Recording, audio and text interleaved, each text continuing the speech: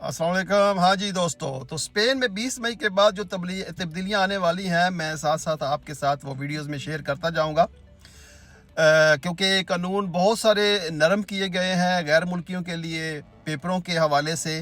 तो एक और तब्दीली है जो मैंने कहा आपसे शेयर करना बहुत ज़रूरी है कि 20 मई के बाद स्पेन में जो भी बच्चा पैदा होगा उसे डायरेक्ट 5 साल का कार्ड मिलेगा। जो पहला कार्ड उसे मिलेगा वो 5 साल का होगा।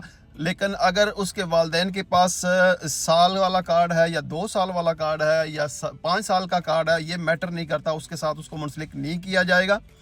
तो जो भी बच्चा 20 मई के बाद पैदा होगा उसको डायरेक्ट 5 साल वाला कार्ड दिया जाएगा। ये भी एक तब्दीली है जो 20 मई के बाद आने वाली है, तो मैंने कहा चलो आपके साथ ये भी शेयर कर दूं।